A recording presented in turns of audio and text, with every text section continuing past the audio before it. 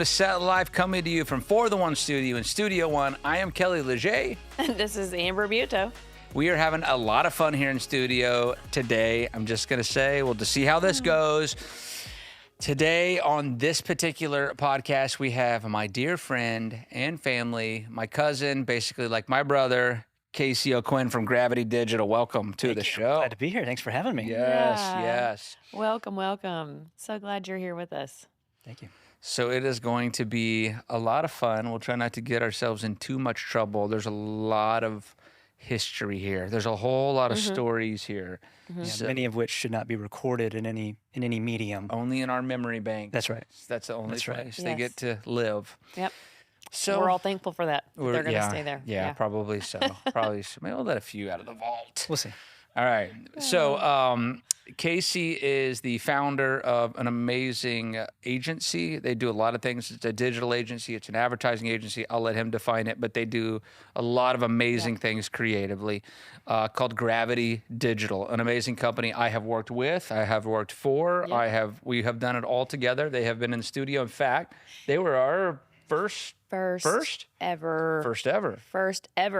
And fun fact.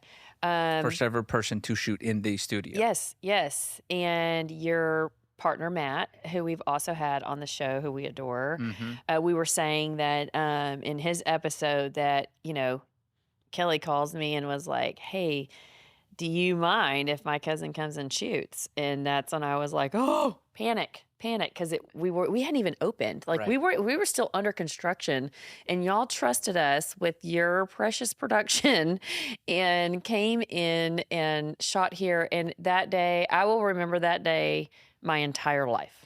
Entire life. You never would have known that you weren't ready for prime time. I mean, everything was. This is like our home away from home. We love shooting here, so no, we thought it was great. We're honored to have been the first to be here. So yeah, it's a lot of fun. Thanks, Casey. Yeah, that was such a memorable day for me. It was like you worked so hard to open and get this, and I hadn't even opened yet, right? And then it was like to see somebody producing from here was just, it was just so good. So thank you. And then, of course, y'all been back many, many times, and we've loved working with y'all, your team, and everybody. That's been so great. But enough about us and more on you. So it's inspiring stories of the industry, how you got here, what you're doing. I mean, how did you get to Gravity Digital? We probably have to go back to when you were younger, and where did creativity start? Yes, I guess started two ways. Number one, I've always been a bit of an entrepreneur. So my mom still has a sign that I made when I was a kid. It was skateboard lessons, 50 cents. And I hammered my little stake in the ground out in the front yard. Kelly and I grew up skating half pipes in the backyard and all that kind of stuff. So I've always had the entrepreneurial streak, but also did a lot of acting. And so whether it was school, church, community theater, that kind of thing, had that side of it too. So that was probably kind of those two things were kind of my gateway into it. I grew up in Houston, followed a girl to Nashville.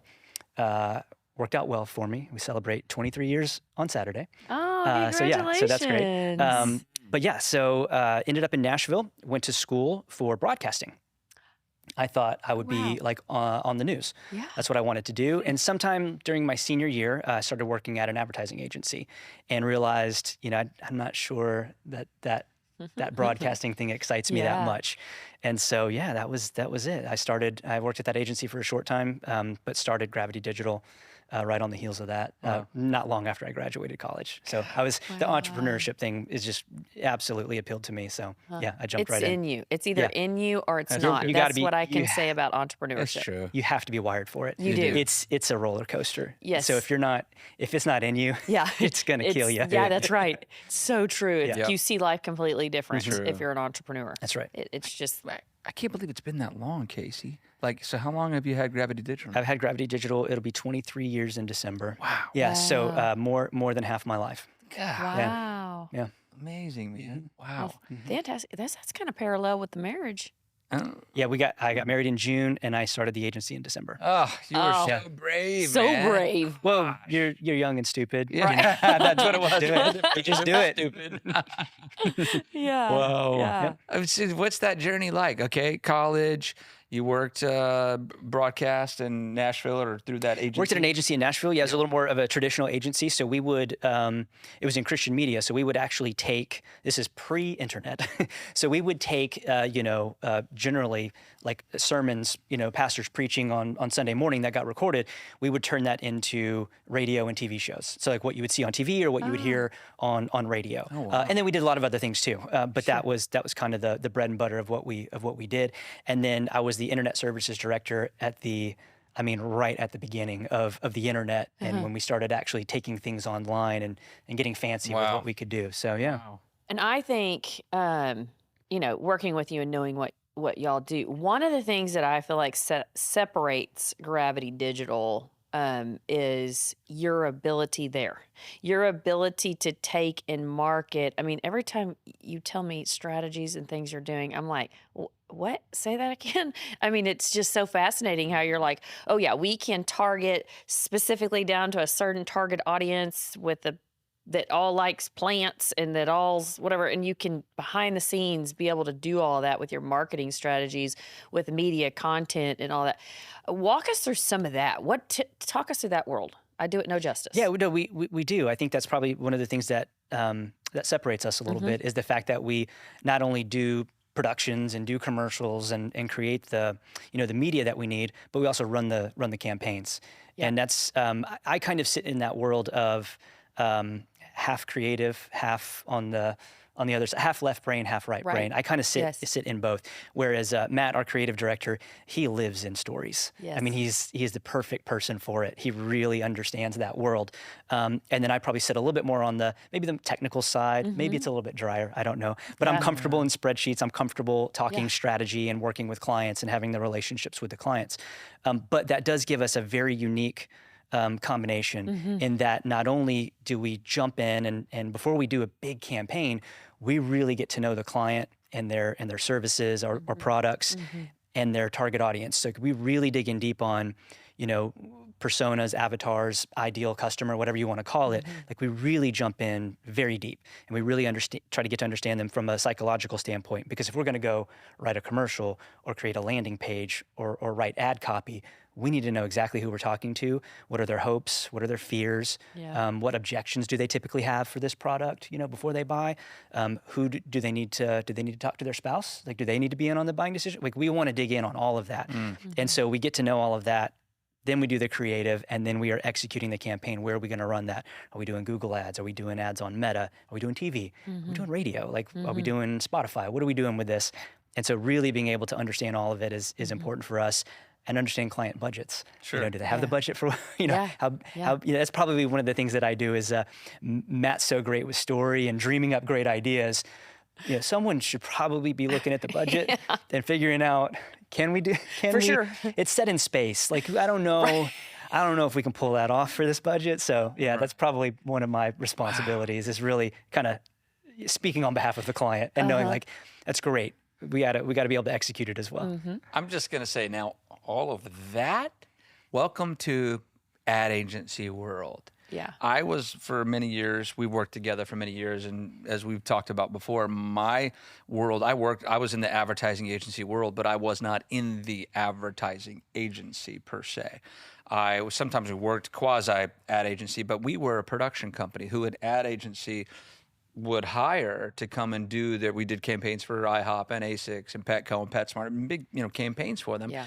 But I was given scripts by an agency after they had gone through all of that process that got distilled down to a 30-second version. All of that knowledge, all of that product information, all of that writing got to distill down to 30 seconds for me to go as a production company and execute.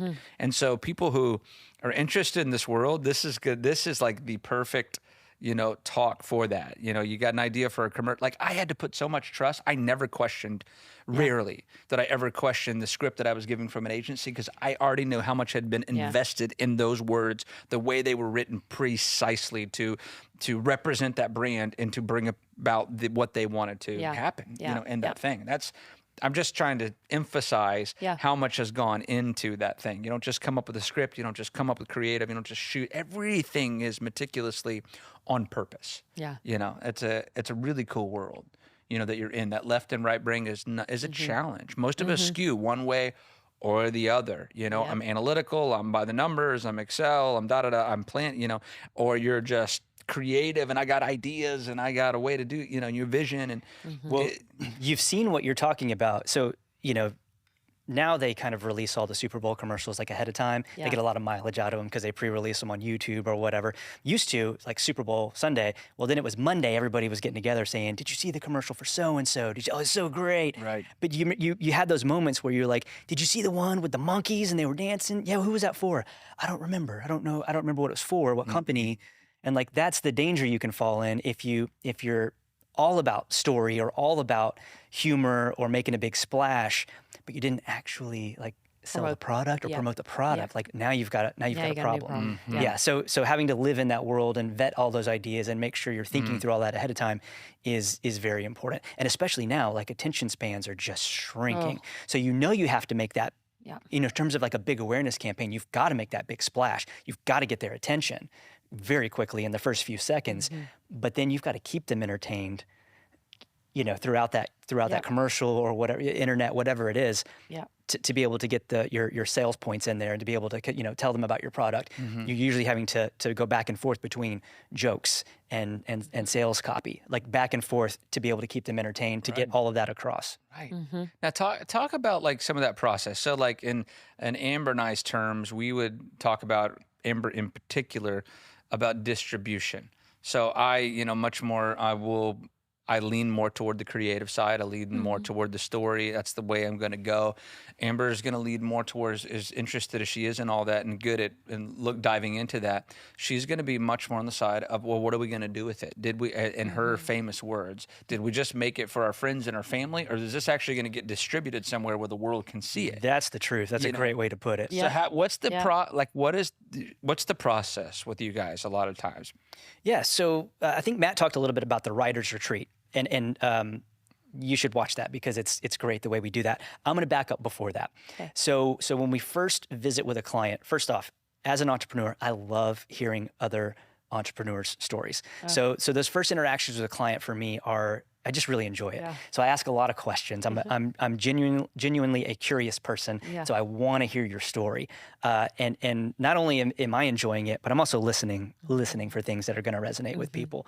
And so I love hearing how they started a business. A lot of them, they found a problem to solve. Yeah. And when I hear that, like the light bulb goes off for me, like we've got a great client here because they are solving a real problem. Like we've had clients who worked in the industry and they saw a need and they just figured out how to make a product, or they came up with a service or a piece of software, whatever it is, to solve that problem. When I hear that, I think we've got something really, really special that we can do.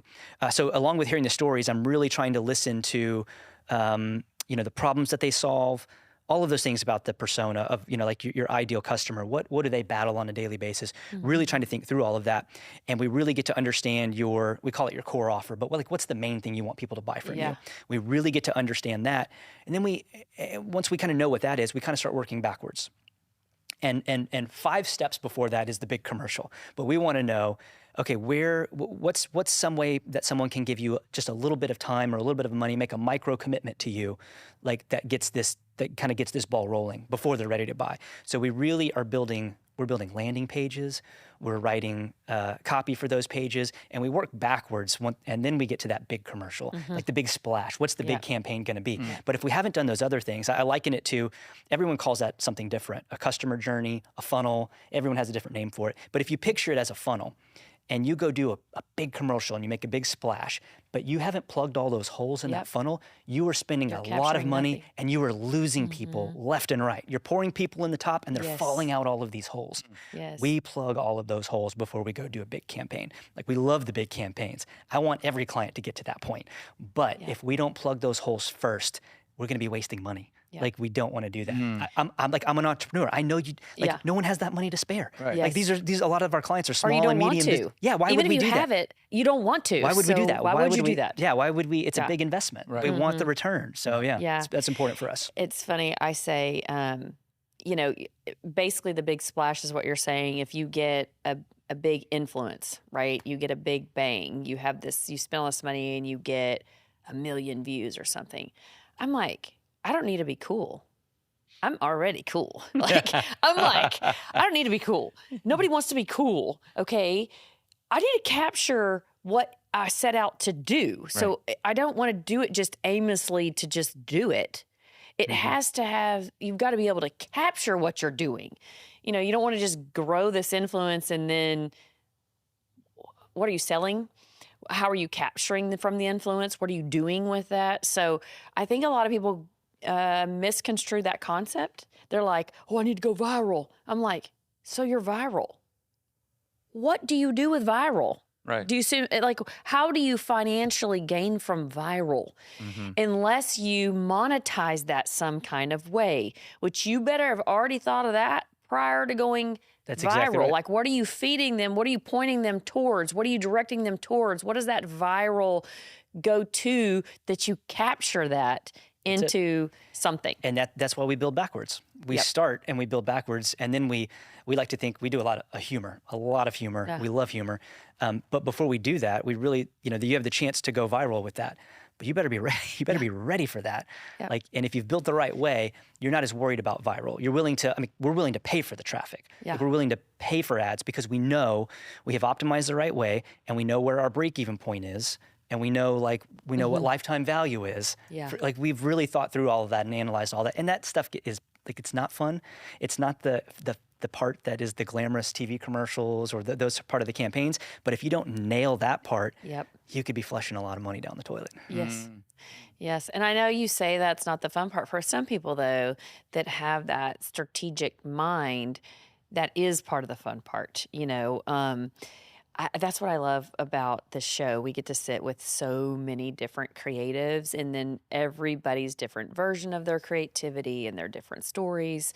But I think there's also kind of debunking this concept that creatives are all just kind of, like in this, right? Right. There is a lane for people that are both creative and strategic. Yes. Right? And there are parts of production that need that brain, that need that part of the creative world. Yes. To have a strategy, to have goals, to have, but be able to understand the creative mind, to be able to sit and see that vision still. Because if you get too far in the left and you can't even understand the creative, well, that doesn't work neither. Sure. And you can't get so far in the creative and not go, okay, I've got to lend way to some exec's mind thinking of like, oh, like you're saying with Matt, that's a great idea, Matt, but the budget of going to space is a little much, so we're going to dial that back down, and how do we put that in the sandbox, right? So being able to have both sides of a team like that and a production team, I think that's great about what y'all do, of being able to strategize to the utmost degree on capturing something in that funnel. Not just, I think a lot of people can build the big bang, and be able to show that. That's the other thing. Show where the funnel's happening. But that's all determined. Yeah, and it's during one of my primary things is the reporting and the metrics. And so we use a lot of real-time dashboards that are showing, as media is running commercials or those kinds of things, all the way to, the ads, the visits to pages, people buying, and the revenue, and being able to see the actual return on ad spend. So for every dollar we spend on ads right now, we're making, $4.89. How many more dollars do you want to spend? Because it's killing it right now. Yeah. Right. Like, that kind of stuff is invaluable. And the thing, It's true. now if we've checked all those boxes and we get that great creative out there, it's just fueling it. Yeah. But if we didn't do all that work ahead of time and really understand every part of it, we don't get to that point. Wow. Yeah. So is that like is that what's called costs for acquisition? Different metrics. Yeah, I don't want to bore people, but Yeah. No. one of my favorites is ROAS, return on ad spend, and it just means for every dollar you spend, you're making X dollars. X dollars. And then you also have cost per acquisition. That may be more important to someone else. How much does it cost to acquire a customer?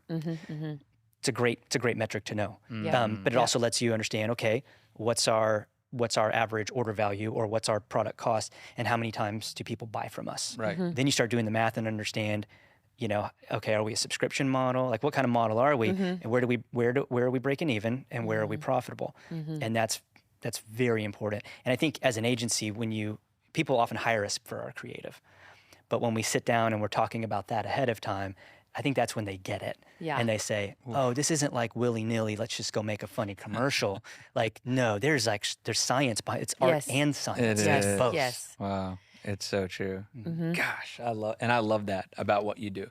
What would you say now, because I just think this further speaks to your success and the value that you've brought to so many. You have clients that have been with you for as long as how many years? We have, I think our longest client right now is almost 20 years. Oh my gosh. Yeah. Wow. To have been with somebody that long, I mean, you got it. You don't just stick around if something ain't working. That's what I was going to say. It's results Our driven. average of our roster of clients right now, our average is right at 5 years right now. Okay. Is our average. So we get turnover. There's no doubt about it. But we're a small agency, and I love it that way. I won't change that.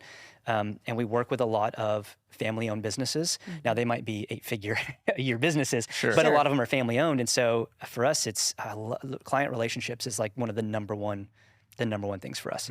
We those early calls, we're making sure we get along with the client, and we know it's going to be a long-term thing. So we're making sure it's a good fit because we don't have any plans of going anywhere. Wow. So And isn't that how it is across the board, even in production? Like we like to know who we're working with because you're going to be with them all the time. You're going to be with them sometimes for the long haul with everything that you're doing, and that's a huge deal. Like they're interviewing you, but you're interviewing them. You know, at the same time. yeah, I hope they are. Like I hope they're this interviewing. Yeah, I hope the clients are interviewing me too, saying, yeah, I mean, there's things we're looking for, and I'm sure there's things they're looking for, and For sure. yeah, you find the right fit. Wow. Yeah. Wow. Okay. Stories. Story time. All right. Lay something Your on me. favorite Give time. me give me a production story. Give me an ad story, a client story. Give me something. Stories from this wild and crazy industry of ours. Stories. Goodness. Let's see. I'll give you one. Since we're on the set, give you production stories. First off, I love being on set. It's one of my favorite times. It's incredibly stressful for the chair that I sit in. It's incredibly stressful to get there. Like Yes. once you have a script and the client approves it, then it's like, okay, now all the work starts, the hard stuff. Yeah. But once we get on set, I really, it's exhausting, but it's so rewarding. Actually, Yes. I'll say at one point we were actually in one of your worlds, which was a campgrounds for a bunch of Boy Scouts, as it were, and we're here. Yeah, this was where this studio is where we was filmed the it. campground. Again, a Yeah. first. Again, a first. A first. Yep. Y'all Oh yeah. decided to flip the stage. That's right. They flipped Flip the the sound script. stage, and instead of shooting towards the 3-wall psych, you flipped, and on the other side, that side of the set that y'all cannot see is all black. It is. It And just made it easier to look like nighttime. Night. And that's where we trust, Matt and I are on this end, but we bring in professionals for that part of it. When budget allows, we absolutely, we're using professional talent, both behind the lens and in front of it. And yeah, they took a look in here and said, you know what, it's gonna be a lot easier if we just flip around. You're not gonna see any of this anyway. Yep. We won't have to work as hard to make it look like night. And so it was awesome and that's probably on the set. Some of my favorite stories is when we have clients on set or interns or anybody who's never really been on set. You'll never forget. I'll never forget the first time that I was on a set and got to come around and check the monitor. yes. So like you see all these lights and you see wires and cords everywhere, and you're like, okay, like this is cool, but I don't see how this is a commercial, or I don't see how we're in the woods or whatever. And the first time you see a monitor, and it's just like everyone will look down and they look up, and they look down at the monitor and they're like, wow. And it's just I'll always bring clients. the magic. Yeah, and I bring clients around and I'm like, come see it on the monitor. Yes. They walk in and they think it's really cool, and then they see it on the monitor, and they Can see it. they just can't believe that that's their business, Right. like their product, their service, that's Right. their story being told and how it looks. So yeah, that's some of my favorite things on set is seeing something like that. No, it's true, man. Yeah, that day was really cool, and I think you had a cast of that was a lot. That was a lot. We had a lot of kids. We had a lot of kids. A lot Yeah. of kids were on that. A lot of kids. It was That a fun. It was production. a fun one. And then, I could tell stories about. We do comedy. That's one of the things that we do a lot, and I can go into that why we choose comedy. But we will a lot of times hire improv actors because, yes, everything is scripted, but some of our best moments come from just turning the improv actors loose. And Matt does a great job about sourcing that. And yeah, we've told a story, but he always leaves room. Yeah. And so he'll work with the director and say, hey, in this scene right here, let's turn them loose a little bit. Like, there's not really dialogue for this. Let's just see what happens. And so we shot one. It was, we personified pain. And we had Pain in this guy was in this pink jumpsuit, like spandex. And then we had, there's Pain written across his chest. And he is tormenting this guy. Pain is just following this guy around. And Pain ends up in the bed between he and his wife, and they're tossing and turning so Pain is tossing and turning all night, keeping both of them up like Pain does. Yeah. And we just let him go. And Matt had to leave the room because he was losing it. And the director was like, yeah, I can hear you. You've got to go. So he got kicked out. But like just stuff like that is so fun. And the improv actors are great at kind of turning that on. And same thing on that camping one we did here. Our Cub Scout, leader, we just turned him loose on some stuff and let him go. And it makes it, it made it, I mean, it's absolutely in the commercial because it was dynamite. He did great. He was such a good, something else I appreciate about you guys. Is you are just authentically yourselves as an agency, like you're your own thing. And there's a phrase that I've heard you mention called Imposter Syndrome. Imposter Talk syndrome. about that. Yeah. So we meet with a lot of other agencies. We're in a lot of different groups that we meet with, and especially younger agencies. When they first hear that term, they say, "Yeah, that's me." And I think we've hurt ourselves a little bit. There's the whole fake it till you make it mentality. And I get that. There's a legitimate part of that. I understand that. But just the idea that like we're a small agency, we're a small team. We're a small team after 23 years, and I'm fine with it. Like I love it. We're family, and anyone who works for us, if they're not actually related to us, we just they're adopted. We adopt them into the family. But that's just the way we're going to be. And so I don't feel any need. I've gotten more comfortable with it over time. Is that's who we're going to be, and we're going to be okay with it. We don't need to. But still, you end up on a set or you end up in front of a big client, and there is a little bit of that, like, oh no, they're going to figure me out. That I'm not as good as or whatever it is. So just becoming more and more comfortable with the fact that this is who we are. We own it and know, like for us, there's a bazillion agencies out there. Sure. But there's more businesses. Right. So there's plenty for all of us. Yes. And there's just there's two mentalities you can have, especially as an agency. The scarcity mentality, where we're all fighting over the same clients. Or a lot of the groups and people that I run with, it's, hey, Amber, I've got this person. I don't think I'm the best fit for them. Right. You should talk to them. I think you'd be a great fit for these people. It's an abundance mentality. Yes. And there's plenty of fish in the sea. Oh my goodness. There's how many, there's what, probably 1,000 at least businesses for every agency, more. Oh, sure. I mean, Sure. there's plenty for all of us, and we're going to find the people we can help and we're a good fit with. So learning to kind of let go of that imposter syndrome. I like it. Wow. I mean, that's well said. It's well put. Because otherwise, it's just an insecurity that, it's a, naturally business is competitive. So, that's a mentality. But if you can break that competitive thing, really that competitive spirit, that we all work with from school and we've been trained to compete. And it's a constant battle. You have to constantly be mindful of that. Right. Yeah. And I think if you confront it head on, building the studio here, I went to a lot of things. There's obviously some studios here. And, some of the other studios or some of the other people would be like, oh, well, I'm building a studio or I have a studio. And I'm like, that's awesome, man. I would love to have you on my show. How can I help you? What can I do for you? And they're just kind of like, what? And I'm like, oh, well, if I got into this business worried about my competitors, I probably shouldn't be in the business, should I? Right. I mean, it's not, I'm not here to compete. I'm here to foster and grow a community that is to do better with each other and help support each other. We all meet different needs and different styles and different things. I mean, none of us are alike. Agree. So it's kind of like, we can't be the one thing that fits all things, right? Not everything's going to shoot here. There's not enough days in the month. No. And why not support the people that are in your same industry? Like, hey, we're like all doing the same thing. Let's support each other. Let's encourage each other. Let's empower each other. And I think of that when we go to the Addy Awards. We're in the Houston market, and so there's some very large agencies when we go to the Addy Awards. But we put our projects up. We're proud of them. We've won 5, so we're pretty excited about that. That's great. But it's that time of year. You've worked hard all year. Usually it's in January, and for us, it's just a celebration for our team. Like, our clients don't care about the Addy Awards. Yeah, it's not. I mean, we're excited because we produced award-winning work, and our peers recognized us for that work. Clients are, we always tell our clients, and they're excited for us, but they care about revenue, as they should. Exactly. But we're, there are tables of massive ad agencies there, and we could compare ourselves to them, but why do that?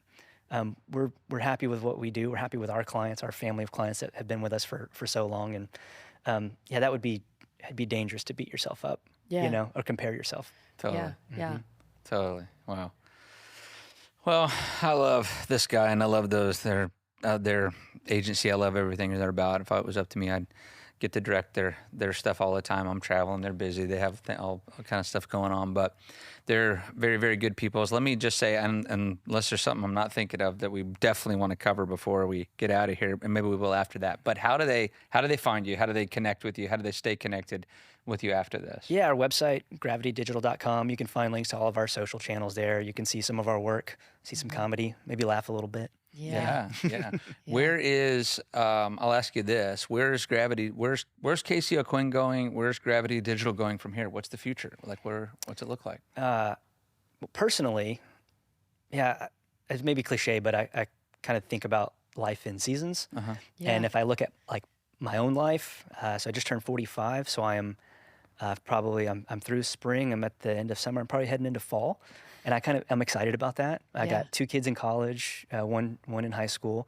And so, I'm excited about the fall of my life, starting to get all the gray hair, a lot of gray in there. But it's just what's going to come with that.